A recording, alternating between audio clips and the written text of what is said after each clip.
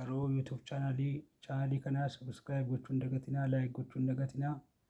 Yoo xiqqaate barnoota xiqqoos illee isin fayyaddu qabattee dhiyaattee jirti chaanaliin garuu YouTube kuni har'a kan nu ilaallu laayivii istuudiyoo irra gallee yeroo nama wajjin dubbannu laayivii irratti nama 3 nama 4 nama 5 taanee dubbachuu dandeenya. Akkuma beekamu amma nama 6tti laayivii istuudiyoon tokko qabachuu danda'a.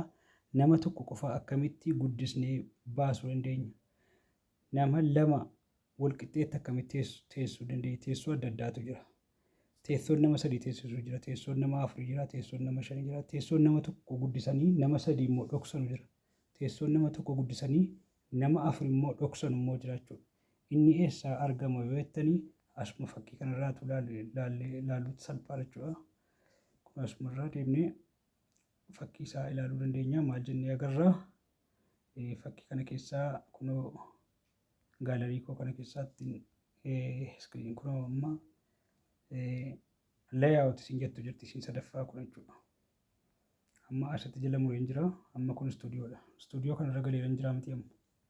Istuudiyoo kanarratti bakki xiyyaa'aan kaa'ee kana jira.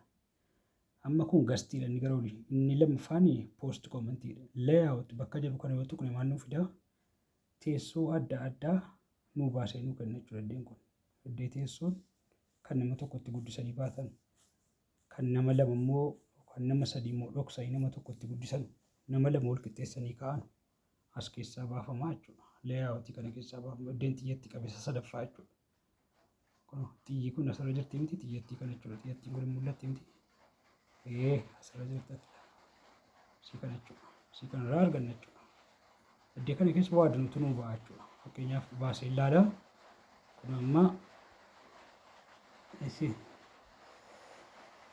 xiyyammaa kana gideen gadi qabee jedhu maal naa fidaa?